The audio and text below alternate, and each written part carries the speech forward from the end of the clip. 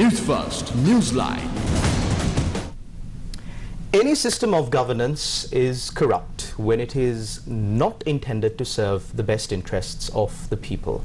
Good evening, welcome. This is Newsline, of course, coming to you live and direct today from the Newsfirst studios here in Colombo. With the current situation in the country, we thought it pertinent to bring on our show this evening a person who made headlines here in Sri Lanka for the past few days. He's none other than the chairman of the Public Utilities Commission of Sri Lanka, Mr. Janaka. Very good evening and welcome to the show. Very good evening. Mr. Janaka Ratnayake, now you've been making headlines for, of course, your startling revelations on the situation in Sri Lanka. You said that a massive amount of crude oil that was brought into Sri Lanka was substandard, and quoting your own words, you said that the government has nothing else to do but drink it. We will get into these matters during the course of this show. A lot to discuss, very little time, so let's skip right into it. The most recent debacle as far as the power sector in the country is concerned is the shutting down of the third generator at the Norochole power plant. What is the update on this? Yes, it happened only last night. We know that there are three power plants at Norochole. One is being shut down for necessary maintenance. We have been having the freedom of using two generators. That means 300 into 2, 600 megawatts. Right. But unfortunately, last night, the third generator also had certain issues. It's a minor issue. We should not get too much panic about it. The reason is that it's a simple leak of the certain pipes which are connected to the boiler, which it will take around 3 to 5 days for rectification. Right. Probably by next Monday, it will be connected back to the system.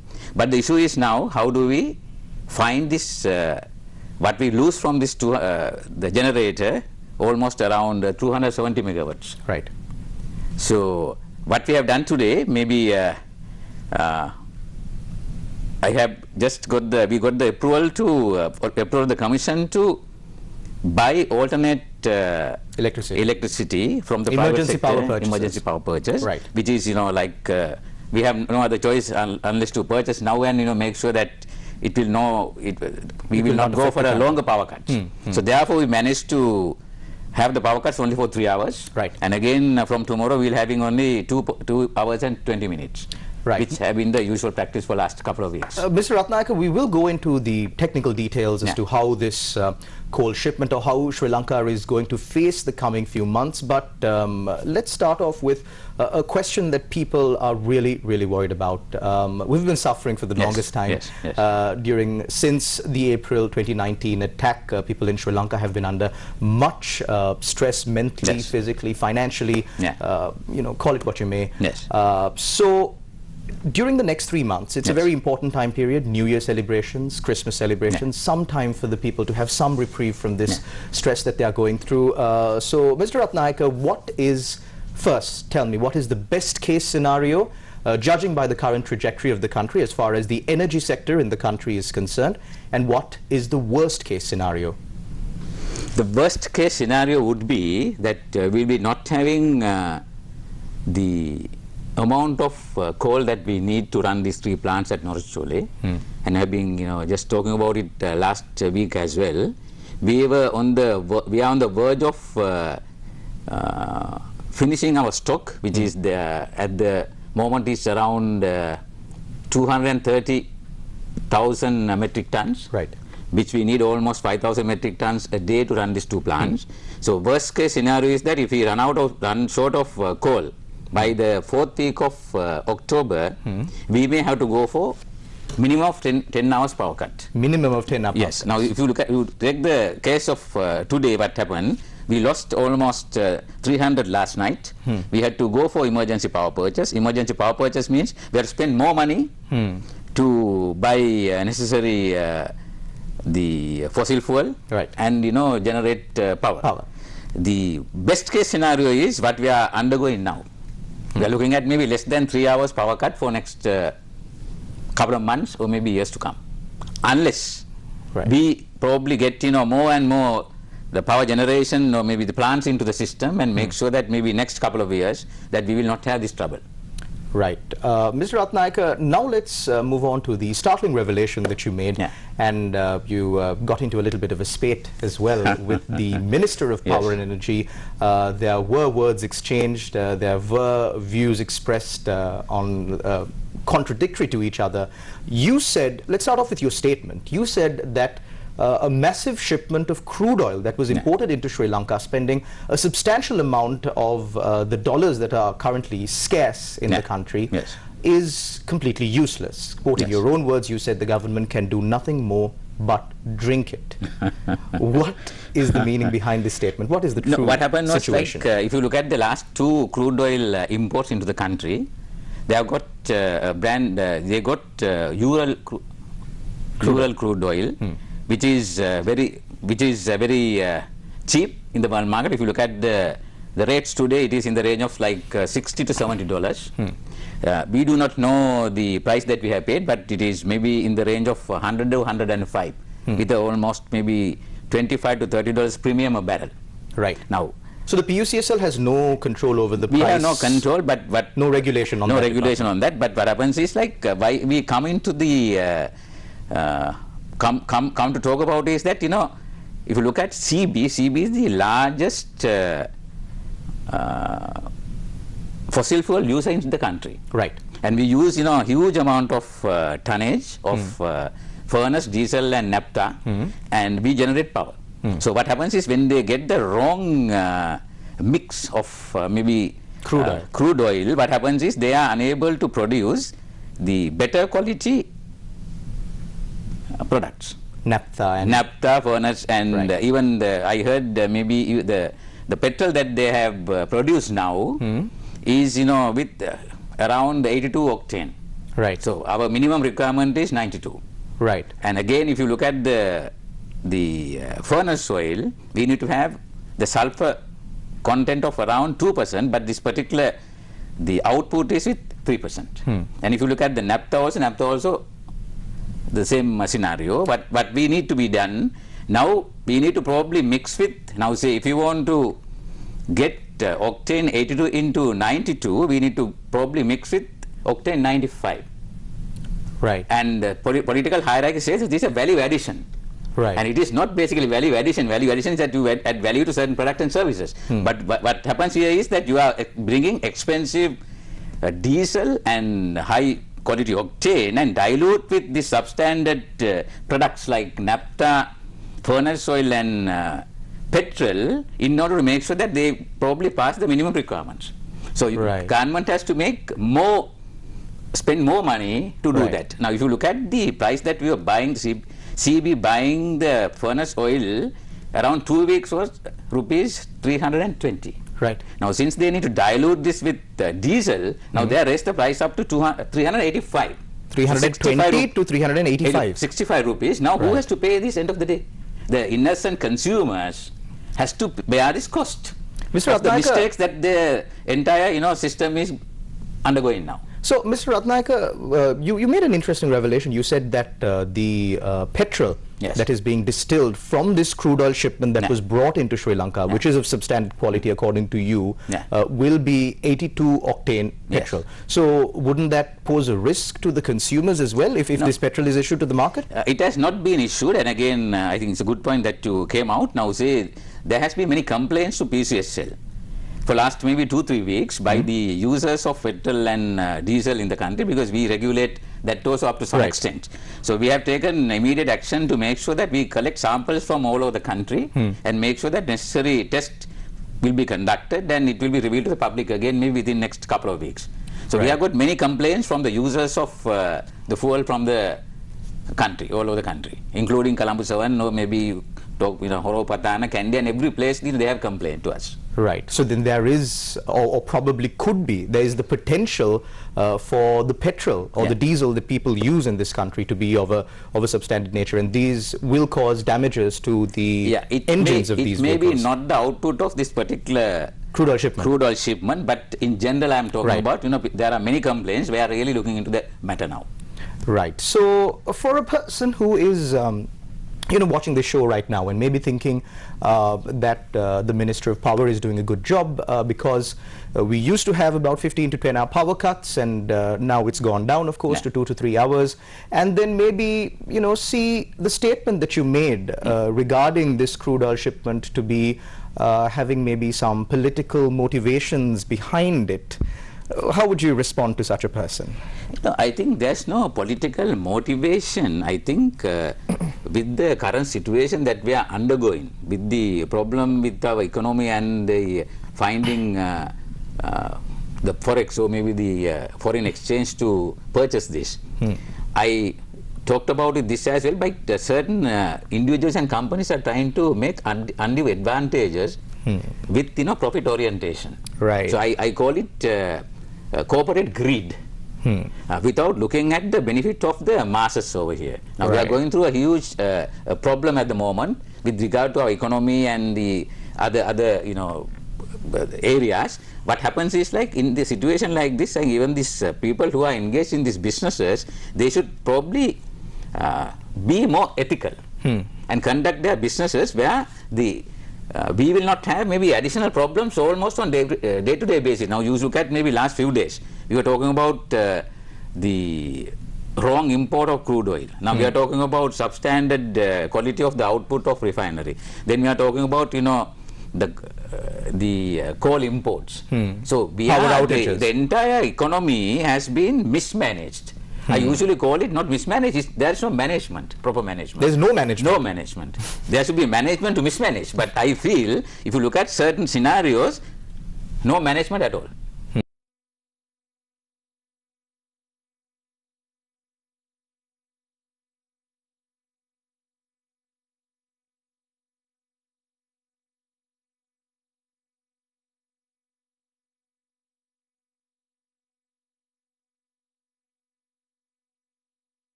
Of course, the development of that claim from the Minister of Power and Energy himself. Now, you are a member of the regulator, you're the head of the regulator for these utilities.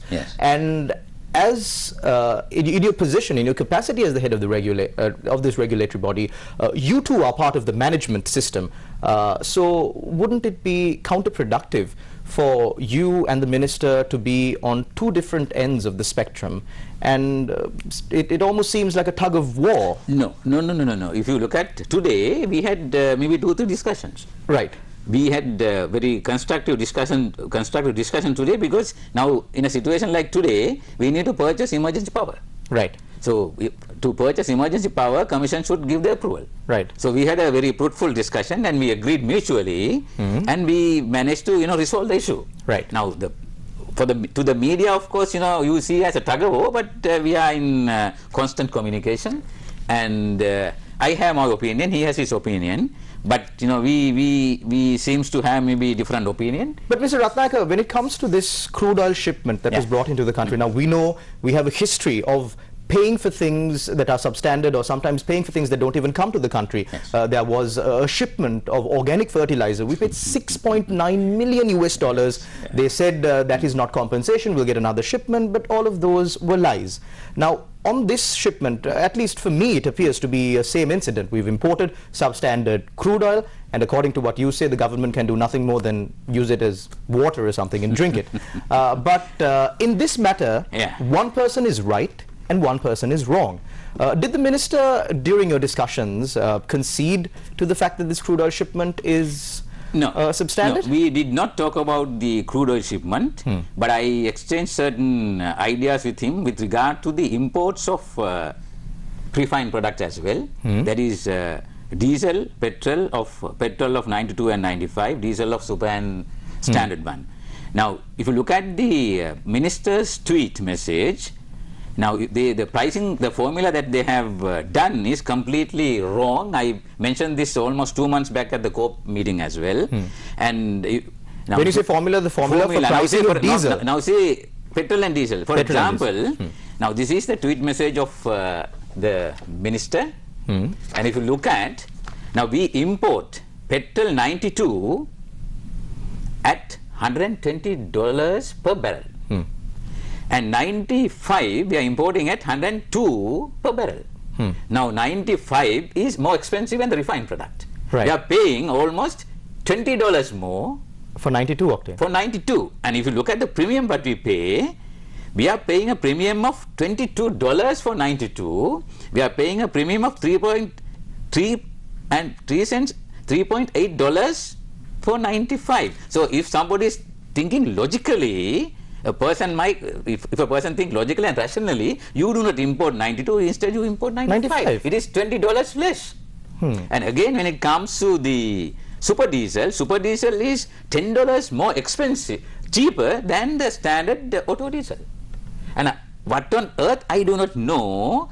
These people do not understand this and take appropriate action. Now, when he publishes this, and if anybody thinks that we are fools, we are not fools.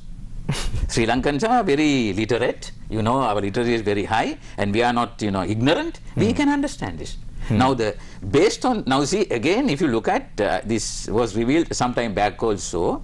If you look at the price that we purchase, is different than the price that they indicate over here. They go for the Singapore Platts over there, buying it cheap over here. You buy at 100, you say you are buying at 169, the Platts. You use the Singapore Platts, the index. But the actual price is less. Now, if you look at Ural, we have been talking about crude oil. You go into the internet and you see the price is ranging from 60 to 65. And if you look at another one, there are many refineries all over the world. The difference between the crude oil and the refined oil is only around 5 to 10% difference. Now, say if you buy at 60, your cost can be only maximum $70. But what happens here is we are buying the crude oil at 105 with a huge premium, and again you don't need to pay a premium. Why do you pay a premium? Because your payment is not guaranteed. Now we pay cash before delivery, upfront. Then why do you want to pay premium? You can buy even cheaper. Now usually what happens is, if the Singapore Platts is 120, it's always minus $30 that you buy. Now there's a huge issue with regard to this. When I reveal this information, instead of the political hierarchy, without accusing me, they should probably look into this matter. Now, 2 months back, he promised that he will get Attorney Auditor General to look into this. Up to now, nothing. Now he says now he is taking legal action. I am waiting until somebody is taking legal action. At least the truth will come out, surface at courts. Then they need to declare what's the price, from where you buy, what's the premium that you pay, whether it is logical or not. So I am waiting until somebody takes me to courts for people to know the truth. Mr. Ratnayake, you are quite different from average people, because usually they would be reluctant to go to court, but you are waiting for someone to sue you and take you to court. Well, of course, Mr. Ratnayake, you said that there is a culture of businessmen taking undue advantage of the situation that is putting the lives of the Sri Lankans, the quality of the lives of Sri Lankans here, not from bad to worse, but from worse to something that is much, much more worse. We will discuss more after this short commercial break. Don't go anywhere. You're watching Newsline Live.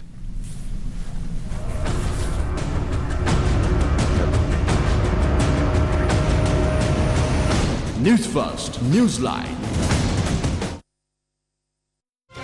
News First headlines. Main sponsor. Anka ege arakshita iti ginipetti. Surya ginipetti.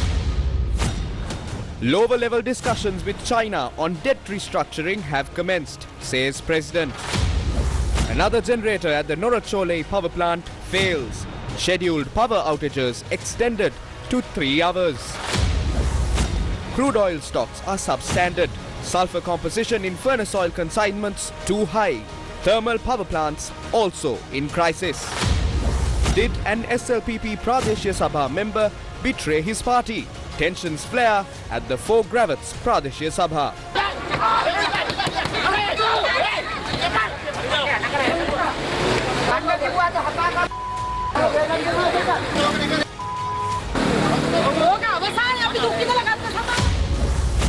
Legal fraternity opposes naming the Hulsdorf court complex a high security zone. කරුණා කරලා මේ නීතියවත් කරන්න කියලා ඉල්ලනවා නැත්නම් සමස්ත වැඩ වර්ධනයකට නීති ප්‍රජාව එකතු කරනවා කියන සහතිකය අපි දෙනවා තමුන්නාට. News First headlines. Main sponsor. අංක එකේ ආරක්ෂිත ඉතිගිනි පෙට්ටි. සූර්යා ගිනි පෙට්ටි. ලොවටම එළිය දෙන්න දිලෙන සූර්යා. අමතක වෙන්නෙම නැති නමගේ සූර්යා. කොහොතින් දැල්වෙන ගිනි කුර සූර්යා. කවදත් නමගත් ගිනි පෙට්ටි සූර්යා. කවදත් නමගත් ගිනි පෙට්ටි සූර්යා. කවදත් කොතනත් සමගේ විශ්වාසය දිනාගත් අංක එකේ ආරක්ෂිත ඉතිගිනි පෙට්ටි. සූර්යා ගිනි පෙට්ටි.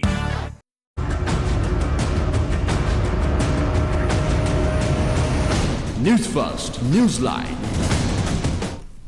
Welcome back. You're watching Newsline Live. We're in discussion with the chairman of the Public Utilities Commission of Sri Lanka. And given the current situation, Mr. Ratnayake, we've had a very productive discussion so far, but we've just got a few minutes left. So I'd like to draw your attention again to this startling revelation that you made regarding this substandard shipment of crude oil. We've paid millions and millions of US dollars. And of course, like I mentioned before, there was contradictions on your part when you made a statement saying that this crude oil is substandard, but the minister said, no, it's not substandard. Well, I believe in the future we will be able to see what the truth is, but you know, going on your line, if this fuel shipment is substandard, this is going to be a photocopy incident of what happened with the organic fertilizer shipment in the country. Now, we know when it happened in the past, Sri Lanka lost 6.9 million US dollars. We lost more in opportunity cost, and of course, in the fact that our farmers weren't able to cultivate enough food, and the losses are incalculable in that department. So, if this crude oil shipment, according to you, it was substandard. So if this crude oil shipment is substandard, who is responsible in bringing these? Because the last time around, no one was held responsible for this. Not only one shipment, there are two shipments. Right. And we are looking at almost 180,000 metric tons, where you produce almost, 40% of diesel, petrol and LNG, and maybe 60% of other heavy fuel. Now, what has happened now, after spending so much of money, the end product cannot be used. And in order to use that, we need to probably, bring expensive refined products and dilute. Now, what has happened is that we need to, if you look at the supplier is the same person that is supplying, refined product and crude. And I don't think that we are in a position to take any action because, these people are connected. And they have been the players for last maybe a couple of years. And it is maybe, very difficult for anyone to break in, because unless you probably become a part of it, there's no way out. Right. Now the economic situation was such that in the country that, although we want to probably come out from them and maybe go to somebody else, it doesn't permit. They don't allow. They don't allow. So network is probably so probably rigid and firm that nobody can break in. But what we need to do is, since we are probably paying cash, now we started paying cash for the fuel imports, now we are paying cash for the coal import. And what we need to do is, now since we are probably buying, we need to probably now go for effective formal tender procedure and formalize this. This is the only way out. Now, if you are going behind the culprits to find who did wrongdoing and what happened, I don't think that we can probably find anything. Now we need to manage the situation effectively and make sure that at least learning from now, from the coal imports and the fuel imports, we need to find the right suppliers, and make sure that future shipments, future oil imports and the coal import from the right suppliers who has exposure and experience in supplying. Mr. Ratnayake, like you said at the beginning, there is no mismanagement in the country. There's just a lack of management. And I believe that the people of this country want the government to go into these formal procedures to set the program or the infrastructure for the country to progress.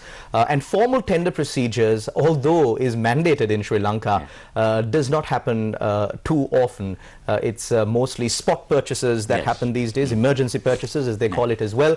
So, Mr. Ratnayake, what what would your advice be? Of course, these matters are at the highest level of government. The decisions are taken at the highest level of government. The minister, the cabinet, even recently, there was a coal shipment that was cancelled. The supplier said we cannot supply coal because of the credit risk that they are facing. So in progressing, and like you suggested, to always go by the formal tender procedure, what is your recommendation? How can the government do it? Can it be done, given the current situation of the country? It can be done. Now, say, for example, if you look at the coal tender which was cancelled recently, we had the right supplier with the right the credit facilities as well. But what happened is, like people messed this up because some people went to courts asking probably, they said that their FR was violated. Irregularities in the tender procedure. They went to the Court of Appeal. Yes. Then again, some people probably, third parties got into this and, were trying to disrupt there were letters sent to the supplier, to the president even? President and the suppliers, and, they were trying to, that's why I said that it's a corporate breed. So people, the third parties are also trying to probably, get this, huge, the amount of supplies and money, and they try to probably, trying to make undue profits out of the situation. So how can we move forward is that, we have good systems. Like, say, if you look at the government system, we have good systems and procedures. What we need to do is, we need to follow these systems and procedures and make sure, since we are in a very vulnerable position, we need to make sure that we get the right systems and procedures and move forward. Otherwise, what happens is, day by day, we will have new problems and extra problems, and we will not be able to come out from the situation, and we will make it worse in time to come. Thank you very much, Mr. Ratnayake. Of course, we have time for one final question. Mr. Ratnayake, moving forward, given the threat of legal action against your statements, will you hold back when these matters crop up? Would you probably not come out and say it to the media? Because, judging by the situation that is going on, we know, in what we've experienced, is that many people are reluctant to come and speak to the media. There are instances where people have turned down our offers when we invite them on interviews. Would that be a possible future? I think he mentioned this almost 2 days back. But since then, I had many interviews. I'm not reluctant to express my thoughts. And as long as I know that, according to my conscience, that I say the right thing and do the right thing, and nobody can stop me talking as well. I am free to express my thoughts, and I know my limits and boundaries. I'm always trying to use this media juggernaut to take the right message into the right people, especially to the political hierarchy and decision makers, and to do good to the people. So if anybody thinks that they can stop me, I don't think that is possible. But Mr. Ratnayake, given the fact that, well, of course, you were closely working with the Sri Lanka Podujana Peramuna for a long period of time, don't you think a more personal approach or a behind closed doors approach with the political leadership of the country, who is still a majority Sri Lanka Podujana Peramuna, would be more appropriate? I think politics and economics probably should work hand in hand. And you cannot do things without politics. Economy will not survive. And especially, country like Asian countries, politics are in everybody's life, from morning to until you sleep. So is not really. Yeah, you cannot probably, separate these two entities. They should work hand in hand. And what politicians should do is, since we have learned from bitter experience for last 2-3 years. Now, if you look at maybe 4 years back, we were okay. Now we have nothing. It's a bankrupt country, and I probably hold certain politicians and the decision makers not taking right decision at the right time, or maybe taking, or maybe, as I told you, that without managing it properly, they have messed up. So we need to stop it now, because otherwise, there's no way that we can come back. And it's a beautiful country, and we need to make sure that everybody gets together and make sure that we will come out of this. Thank you very much, Mr. Janaka Ratnayake, for joining us on our show and sharing these important views at this very critical juncture that the country is facing. Of course, we also do hope that the message is clear to the political higher-ups that are deciding on behalf of the people who have voted you in. You might have lost your mandate, the people might not be behind you, but until an election can be held and the people's mandate be established in this country, you are still responsible to the people, and you will continue to be responsible to the people until a new administration, of course, is appointed. Thank you very much once again, Chairman of the Public Utilities Commission of Sri Lanka, Mr. Ratnayake. Thank you very much to all our viewers out there for tuning in. Of course, stay safe and God bless until we meet again.